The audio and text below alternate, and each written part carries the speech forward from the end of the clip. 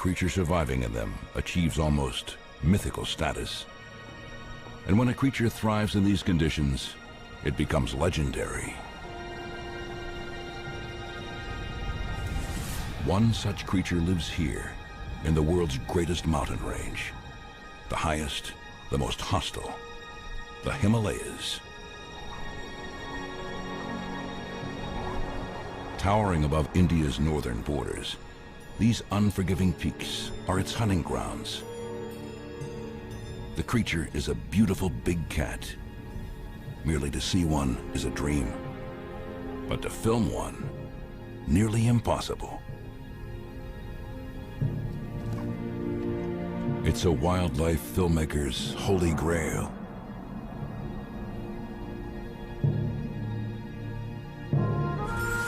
The snow leopard.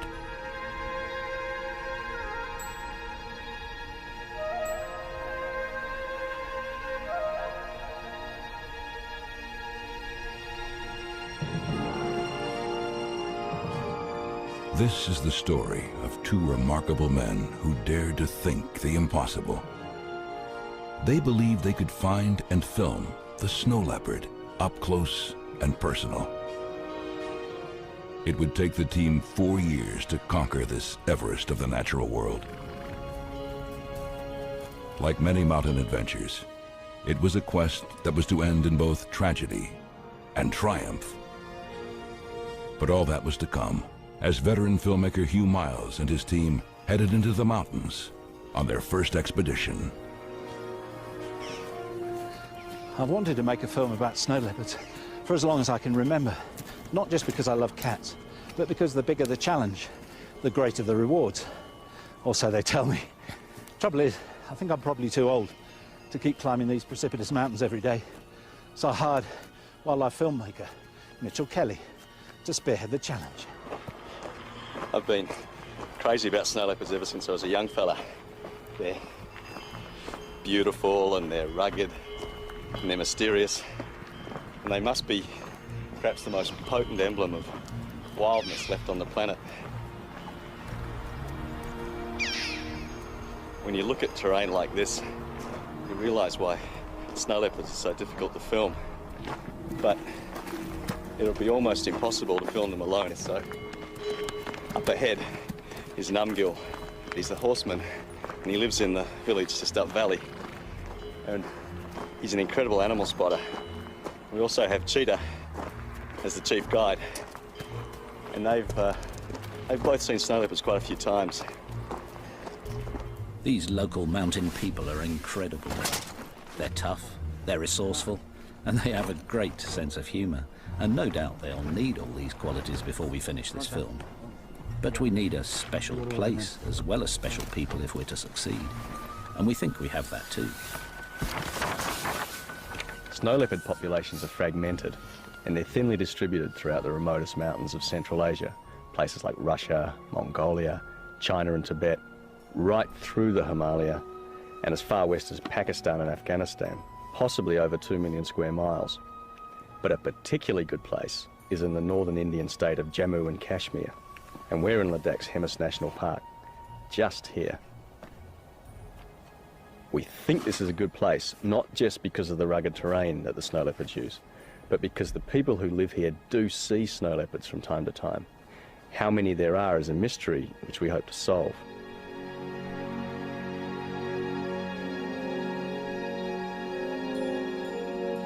We're camping in the heart of the steepest mountains because this is supposed to be perfect snow leopard country. It's certainly tough walking country. In fact, we're probably crazy to even try to film snow leopards because they're so rare. But that's what makes them so desirable. You know they're out there somewhere. Trying to find them becomes an obsession.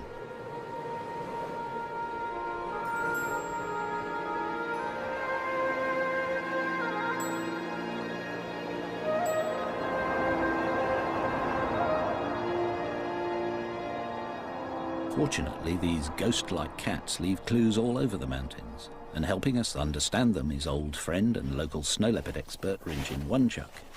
He's a great observer and is already finding signs of the big cats not far from camp. Lovely fresh tracks, just a few hours old. Snow leopards like to keep in touch, so leave messages for each other, and we hope we can learn to read them too. Rinjin tells us that snow leopards need lots of space, so at frequent intervals they scrape up these piles of earth, and sometimes pee on them to make sure other cats keep their distance. Surprise meetings might be dangerous, so they also post messages on overhanging rocks by spraying urine. It's strong stuff, so we can smell them too.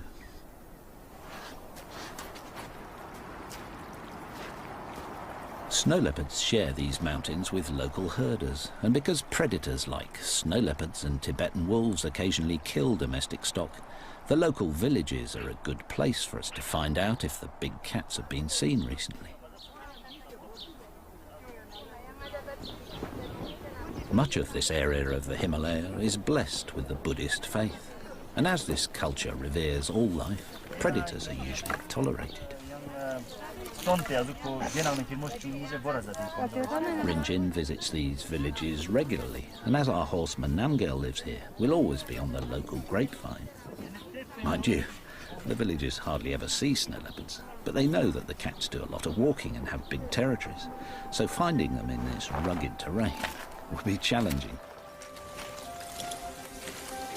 Snow leopards are only 6 to 7 feet long and really well camouflaged, and we don't even know how many there are living here. A handful at most.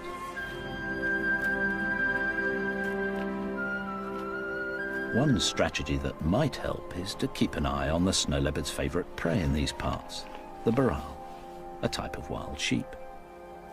Baral look amazingly agile on these steep cliffs, but we're told this is also the snow leopard's favourite hiding place. So baral are always on the lookout for the superbly camouflaged cats. If they see a snow leopard, the baral should alert us, so we watch them carefully, but whenever possible climb down to base camp at night. Working at 15,000 feet isn't far up by Everest standards, but it's high enough to make the lack of oxygen a potential killer. Sleeping lower down is safer, and in this cold, returning to camp is a welcome relief.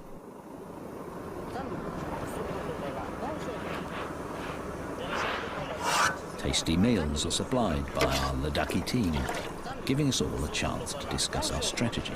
Snow's good though. Good for tracking. Yeah. It'll be worth trying. Thanks, Sam. No, it's okay. Oh, gotta get out there. The team has a plan, but after just 3 weeks, the high altitude and freezing temperatures are taking their toll. Few have come this close to finding snow leopards before, and they're discovering why.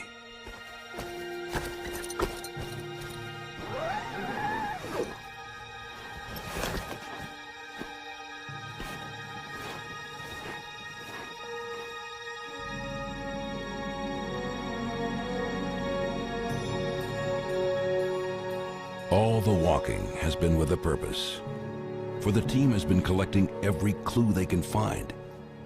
It means Mitchell can now get down to some clever detective work and maybe outsmart the snow leopards. Whenever any of us has found a pug mark or a fresh scrape or a rock spray or heard a vocalization, I've marked it on this map of the area, and all of a sudden there are enough maps for a pattern to emerge. It seems that the snow leopards are favouring just the easiest routes to travel on, and this kind of information is priceless. Now we're really making progress, for by knowing about their favourite routes along the valleys and ridges, we might make a success of Mitchell's plan to get the snow leopards to take self-portraits. We've brought along some technical trickery. Little video cameras that will trigger automatically when and if the cats walk through the beams.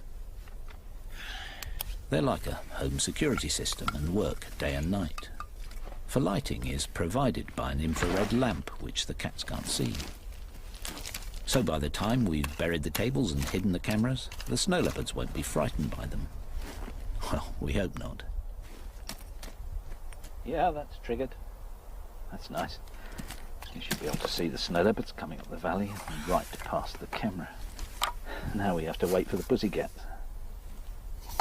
Their plan seems good, but it's 5 weeks since they've started, and they still haven't seen a cat. And with the mileage piling up, the team is struggling.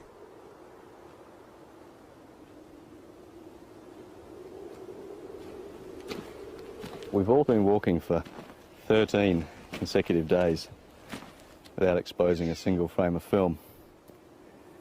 And I guess I should be getting discouraged, but patience always was going to be a big part of making a film about snow leopards.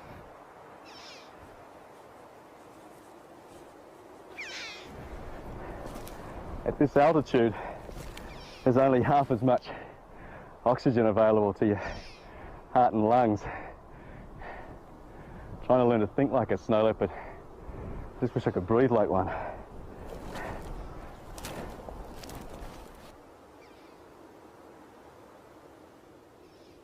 Knowing they're out there somewhere just makes the whole landscape almost vibrate with tension.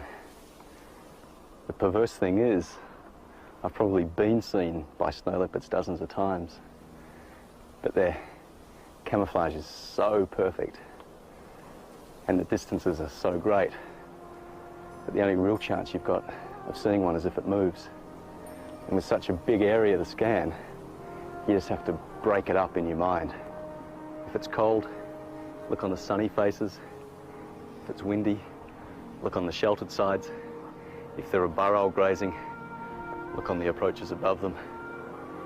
The snow leopard has to be there somewhere.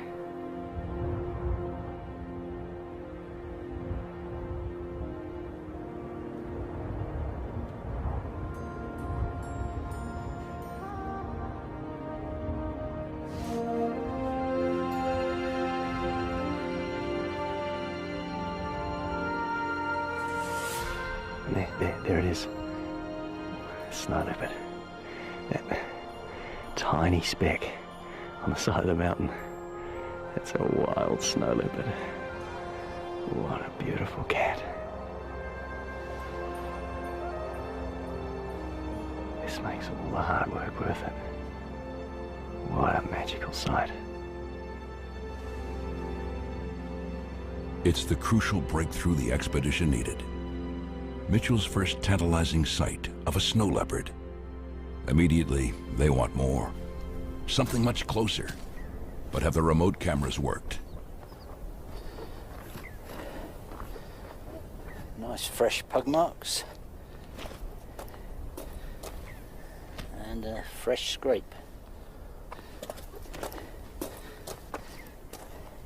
We've had so many false hopes when cats have come past and the technology's let us down, like flat batteries and digital breakup due to the cold.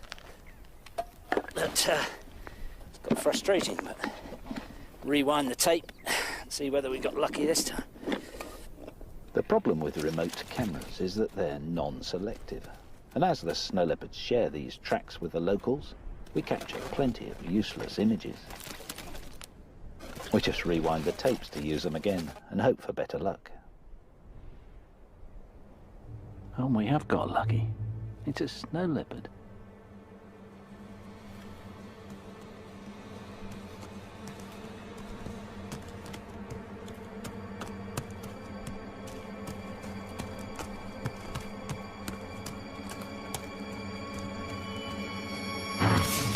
It's the yak from the village. Just a bit too big to eat. Now, what else have we got? Oh, a cat by the rock.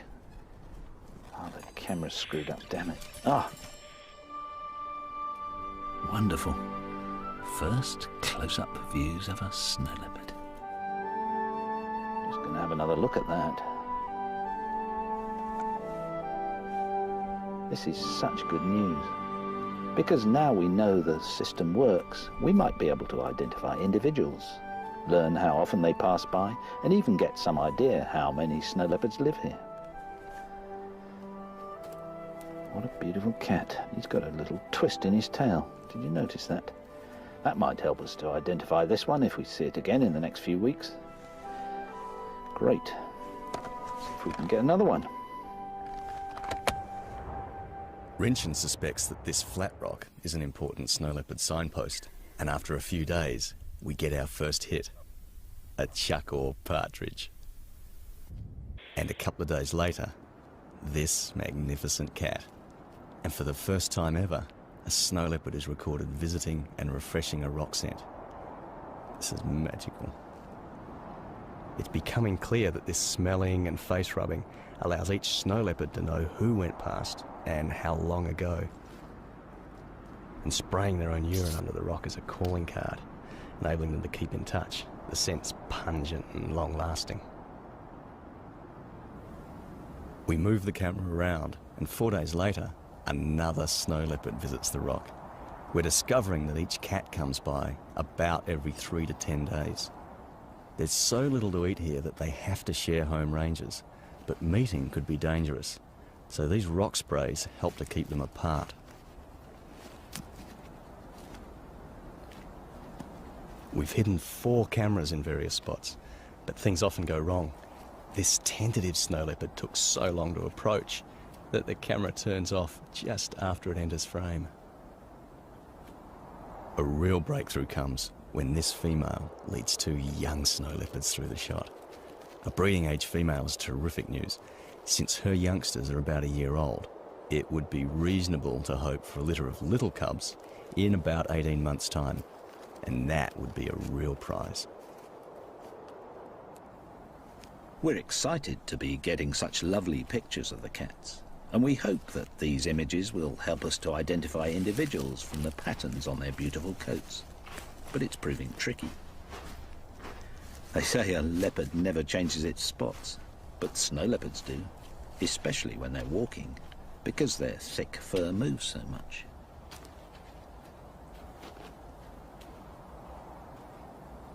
The snow leopard's coat pattern is so complex that I'm trying to sort out who's who by sketching some of the cats that I've filmed by playing back the footage on this little monitor here. Some of them are fairly easy to tell apart. This one, for instance, this very dark-faced snow leopard, who I think is a female, is very distinctive. So I think if we see her again, she should be reasonably easy to identify. And this might be the same cat, but these distance shots are too far for identification of individuals. Experience is showing us that we can safely creep the cameras in closer to the snow leopards without disturbing them. By rewinding the image, we can determine where to move in for more detail.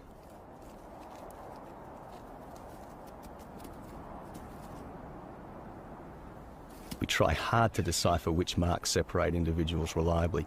We assume the face is important, but is it the fronts or backs of legs or the patterns on the top or bottom of these exquisite tails?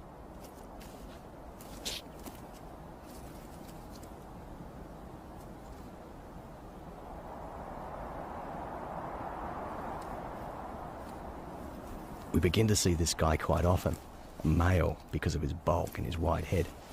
We hope we'll be able to recognise him if we see him again, even at a distance, because he's a slightly yellowish colour. He carries the end of his tail with a distinctive twist.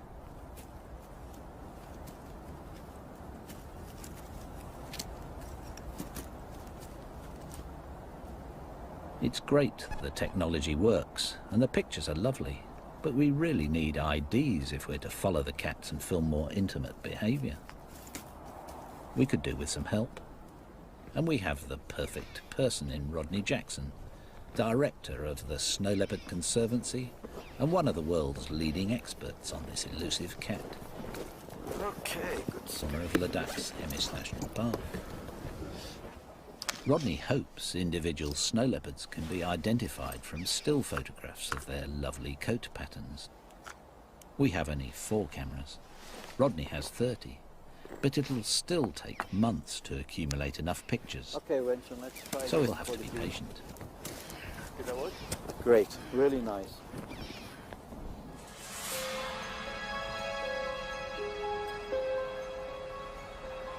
Sometimes these mountains can seem cruel. We're living up here at 12,000 feet for weeks on end, and the sub-zero temperatures feel unrelenting. And then every time we want to film a snow leopard, it seems to involve a really grueling climb of up to 3 hours. But the other day I was amused to see that we weren't alone in finding this place hard. I was watching a snow leopard climbing up this ridge, and it kept on having to stop to catch its breath. We know we'll need a lot of luck if we're to achieve one of our main aims, to film snow leopards hunting. So we're keen to keep tabs on this cat. But snow is a problem. It's dangerous for us to follow the cat on slippery slopes. And difficult for the snow leopard too, because its camouflage doesn't work so well when it's walking over snow. In this toughest of lands where prey is so scarce, a snow leopard can do without handicaps, and moving around on ice-covered mountains when you can't see your footing is treacherous, even for a snow leopard.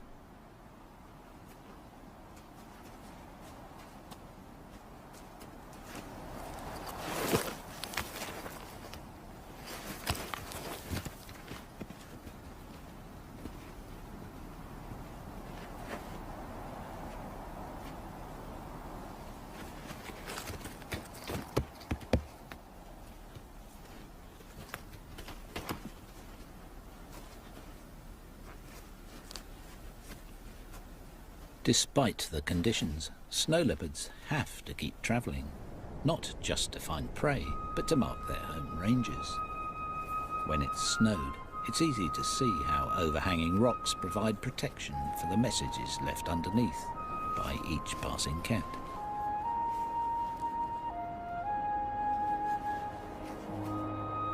Defending their space like this is always important because there's not enough food to share. But the hazards of winter also bring opportunity.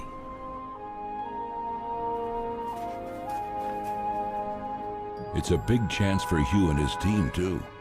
Snow leopards have never been filmed hunting, and now is a great time because their most important prey, the Baral, are starting their mating season. And that means they may be a bit distracted.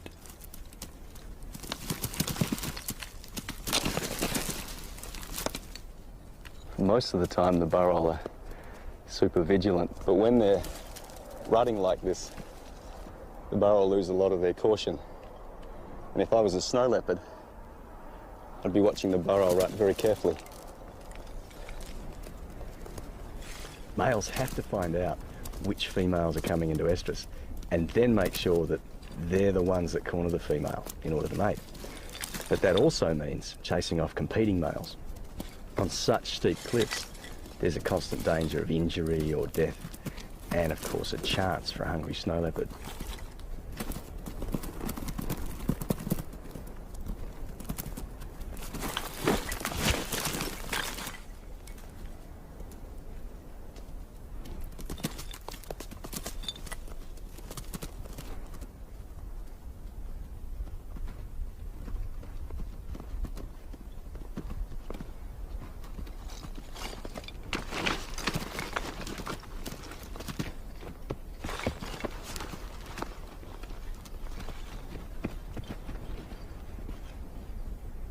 After the rut, the snow leopard's chances of hunting success increase still further because the male Baral are exhausted and must find food to replenish their wasted bodies.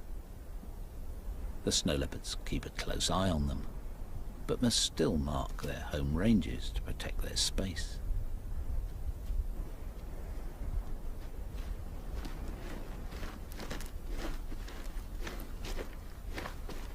Snow leopards overlap ranges with each other, but also tried to avoid meeting for fear of potentially dangerous conflict.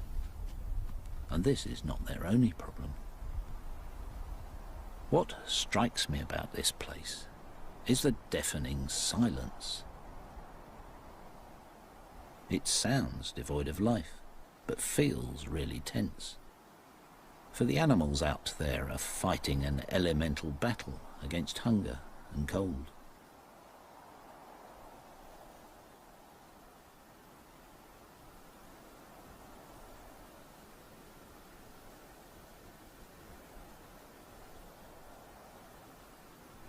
When it's so quiet, it must be tough for a snow leopard to stalk a barral. The cliffs are so steep that one carelessly placed paw could dislodge a rock and alert his prey.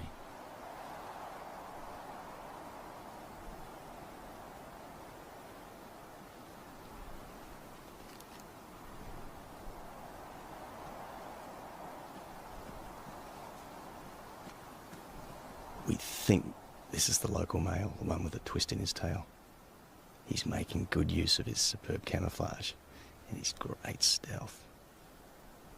With that thick-set, muscular body, short, powerful legs, and that gorgeous long tail to counterbalance during swift turns on steep slopes, he's the ultimate mountain killer. There's so little food at this time of year that the barral have to dig for roots, and with heads down like this, they're vulnerable.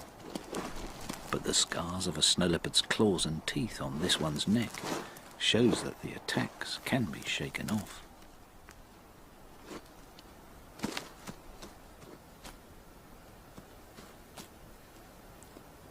Snow leopards have been known to kill prey 3 times their own weight. This male weighs about 100 pounds, and to aid acceleration, he'll most likely attack from above, but only if he can get close enough to the barral.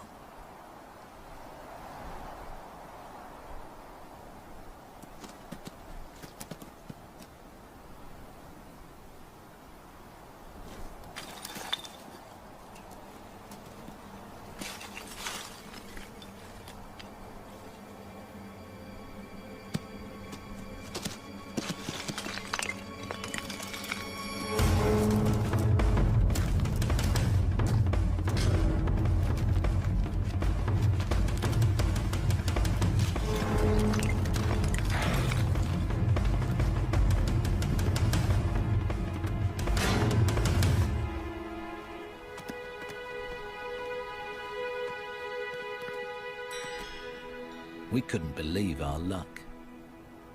We'd started out thinking we'd be lucky to even see a snow leopard, and Mitchell had just filmed the first ever shots of one hunting.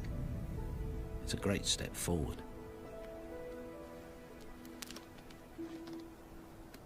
We weren't the only ones to witness the hunt. We're told that Tibetan wolves are the snow leopard's main competitor, and though they also hunt barral, they're not averse to scavenging. The wolf doesn't know the snow leopard failed and will try to steal the kill it thinks is hidden somewhere nearby. Facing such a threat, snow leopards simply avoid wolves. It's easy for them to just disappear.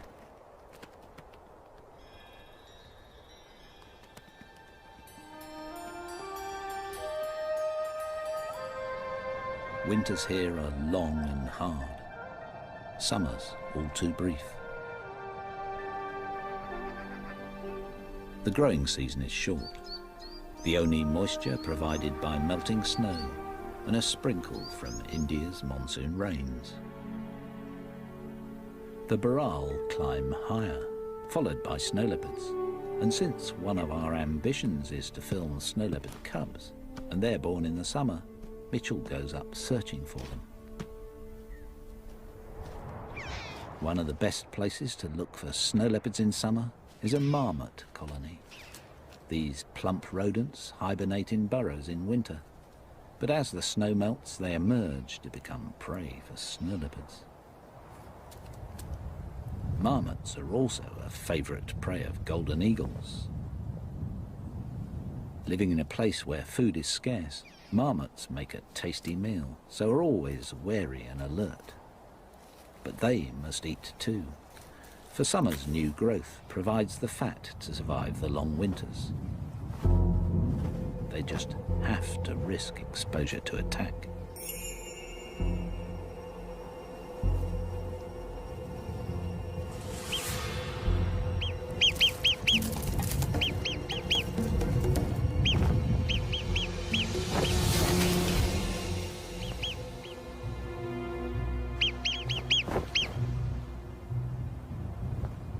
Nice to see a bit of action, But despite weeks of effort, we failed to see a snow leopard.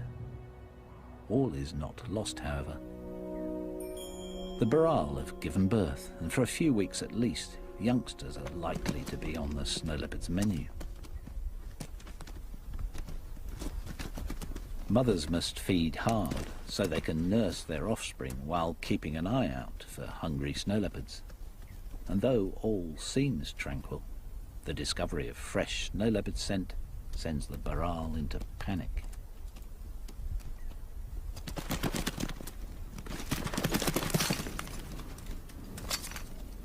At the slightest hint of a snow leopard's presence, the youngsters are programmed by evolution to run for cover on the cliffs. Even if this is where the snow leopards would most likely be hiding. But if they are, we aren't seeing them. In fact, Mitchell's been trying for several months to get the cats more confident by leaving his human scent on remote cameras nearby. We feared the technique might have frightened them off. We were wrong. Well, after all the frustrations and the bad weather, we've finally broken the drought, and we've filmed a snow leopard in summer. The plan that I had to start to get the snow leopards used to my presence has paid off with spectacular results. I think it's the two cubs we filmed last winter. The other one is in the distance. I'm sure it's the male that's close to the camera. He's obviously either smelt me on the camera, but he's found it and he's accepted it. And that's a major breakthrough now in what we can do.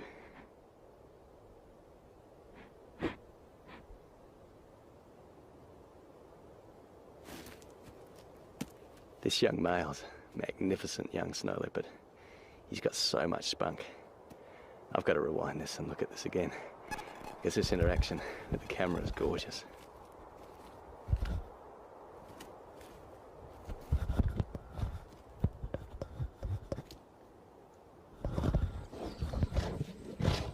What I love about this footage is the juxtaposition.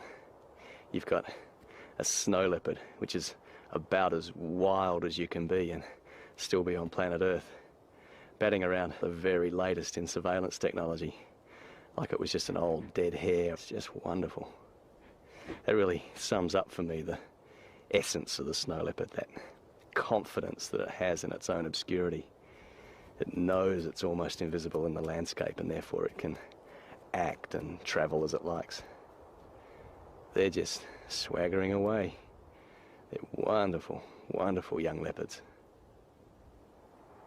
Not quite the young cubs we hoped for, but a great pair of teenagers, and according to the locals, just the age when they might get into trouble.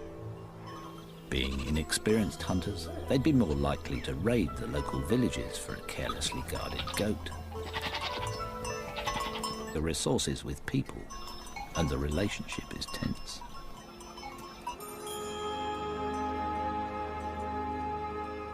Snow leopards do occasionally kill domestic stock, and life is tough enough for these mountain people without losing their valuable animals, so they sometimes kill the big cats.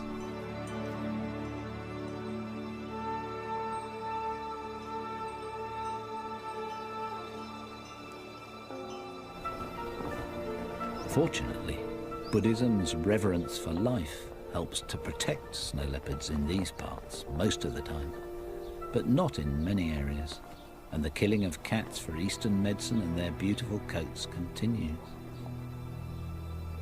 Just the other day, we found a trap with fresh bait in it, designed to capture wolves as well as snow leopards, with steep walls to prevent escape. It was a sharp reminder of how immediate the threat is to the snow leopard's future. It's thought that fewer than 5,000 snow leopards survive in the wild, and this number is falling, so they're officially designated as endangered. If herders lose valuable animals to snow leopards, they'll only be conserved if people are tolerant. So much of Rodney and Rinchin's work involves building local support, and Rinchin visits remote villages all over Ladakh.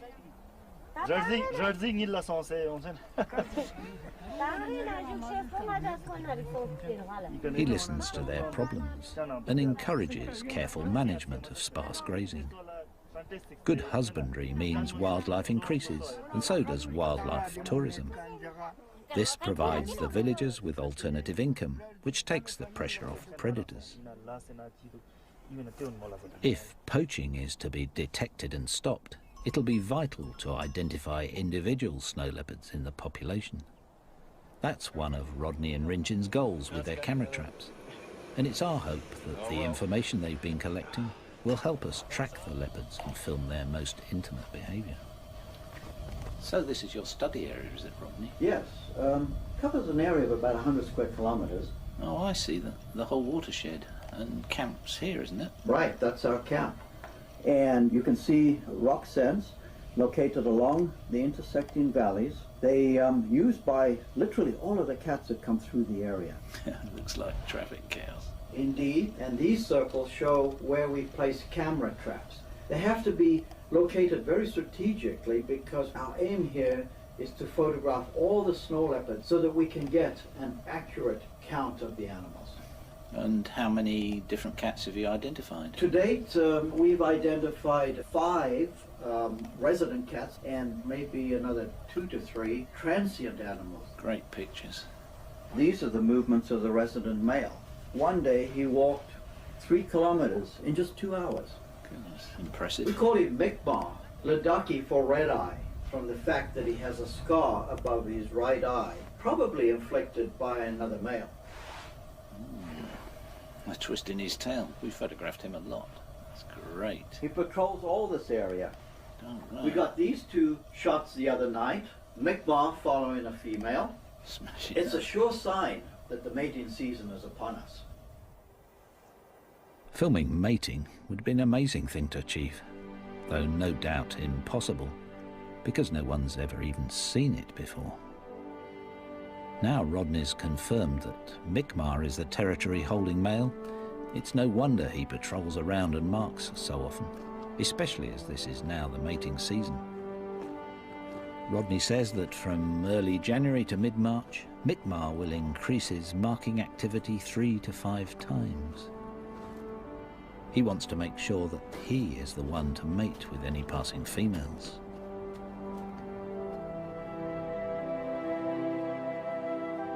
Spray rocks now take on a whole new significance.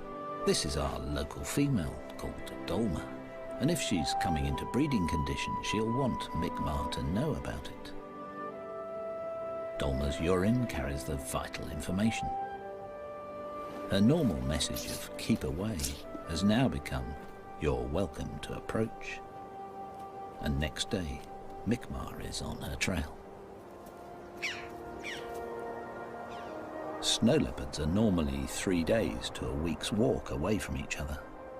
Now he's only 3 hours behind her, and next night he goes to the spray rock to pick up Dolma's message.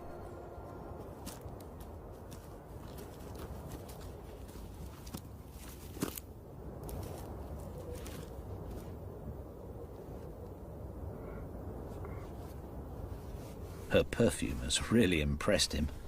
He's making quite a meal of it. His open mouth and flared nostrils allow him to read her message more clearly.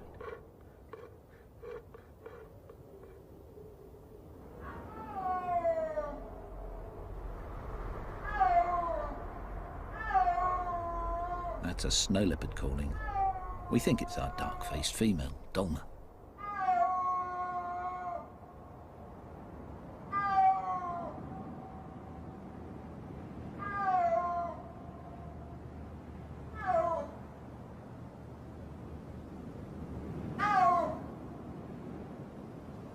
She's been calling from that ridgetop since before dawn.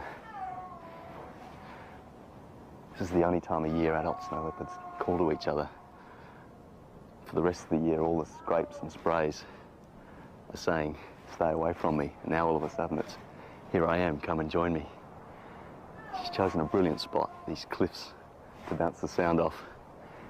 And these 3 valleys to the north, the south, and one behind me, to funnel the sound further.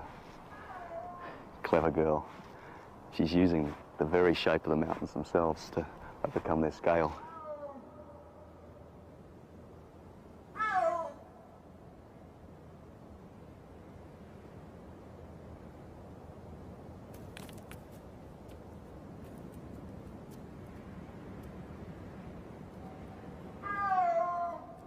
This is definitely Mi'kmaq orbiting around her. If they're like other big cats, they may call like this for hours, just coming together and wandering apart.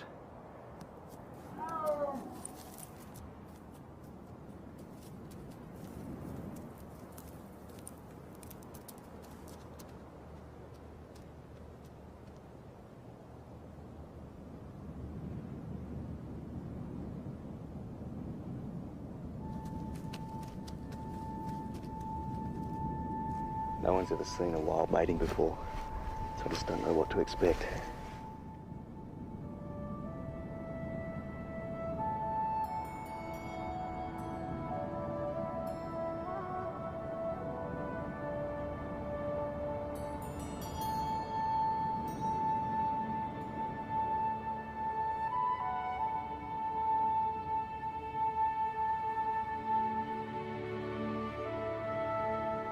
I'm surprised by how gentle this is. These two are really taking their time. Come on, guys. You mating or just sitting together?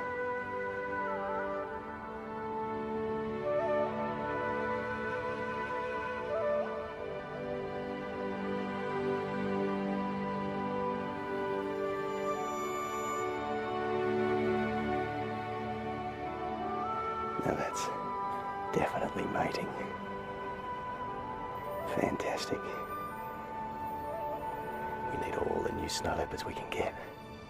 It's pretty amazing to film something that hasn't even been seen before. Difficult to believe, really. But can we find the resulting cubs? After this success, Mitchell is feeling more confident. For the first time since starting, I finally feel like we're starting to get somewhere in trying to think like the snow leopards and trying to use the terrain like they would.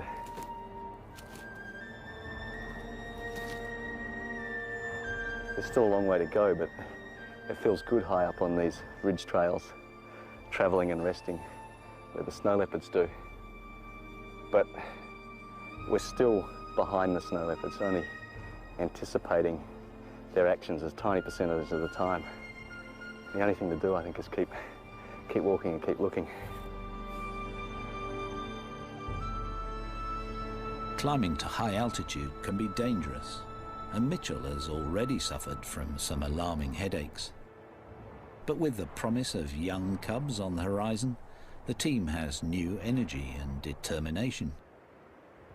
We'd failed to find cubs in 3 years of searching, but after witnessing the mating, Mitchell is back for a final summer attempt.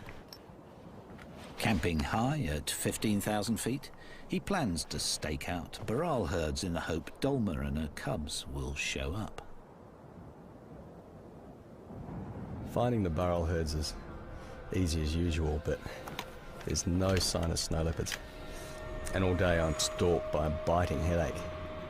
I become disoriented, and by the next morning, I'm staggering and vomiting. I just can't believe that after all these years, the high altitude is suddenly affecting me. By the next day, I can't even stand and I'm coughing up froth. I hallucinate and twice lose consciousness as Numgill brings me down to base camp on the back of his yak.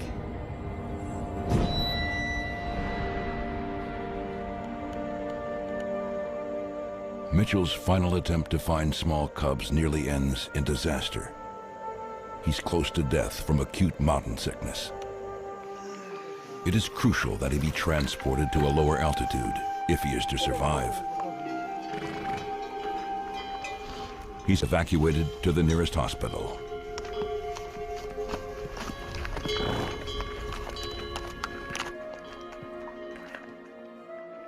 Mitchell has shot so much remarkable film that his departure is a big loss.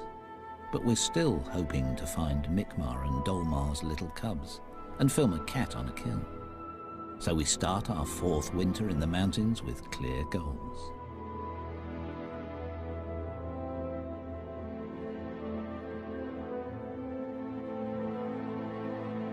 Mitchell has made a good recovery after leaving hospital, but is unable to return to altitude just yet, so in his absence we press on.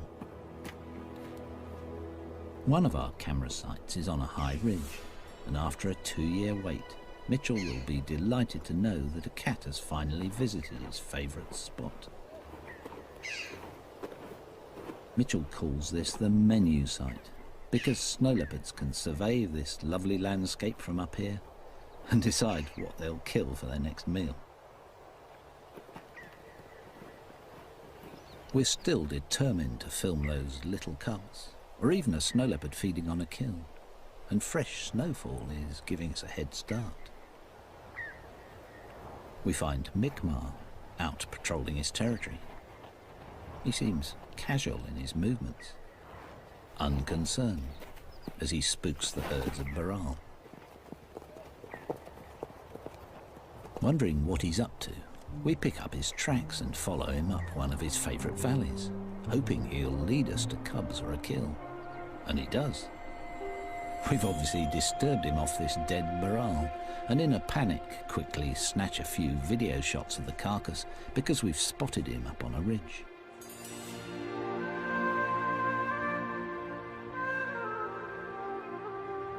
Hopefully he'll return to the kill, so we set up a hide and wait all night.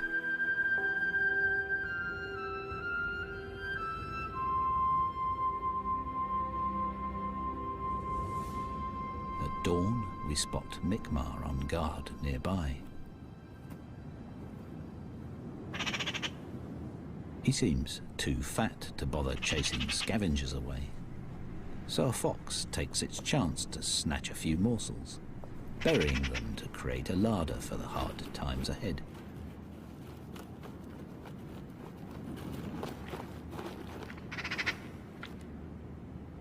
Within an hour, Mi'kmaq is back.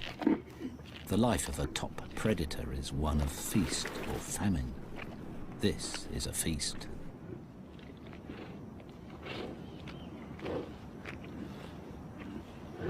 No doubt Mi'kmaq is relieved to get a good feed, and we're relieved too. For after 4 years, we finally have our close-up shots of a snow leopard feeding on a wild Baral kill. It's a privilege and a rare sight. In fact, it's difficult to express what a thrill it is to get probably the closest film ever taken of a wild snow leopard. There's also a sense of fulfillment, because over the years we've got to know a snow leopard well enough to give him a name. And Rodney's confirmed that Mi'kmaq is just one of 5 local cats, with about 3 other transients identified too. It's these interlopers that Mi'kmaq has to keep out, and his scarred face suggests he's had a long and violent life protecting his patch.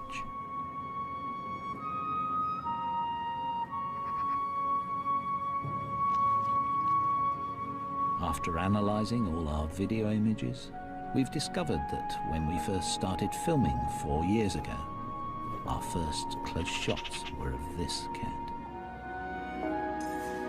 It's nice to know that Mi'kmaq and the team go back a long way.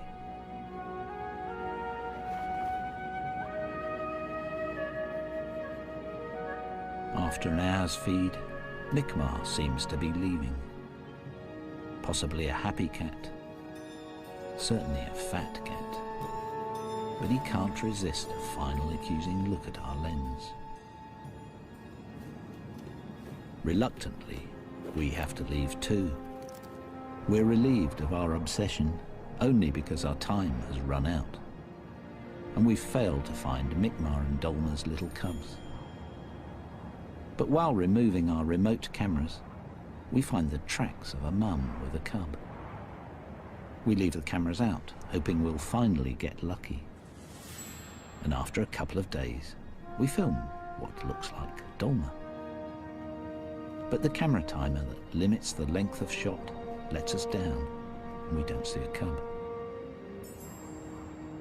We think our last chance is gone. But next day, Mum comes into shot again, followed by a long pause.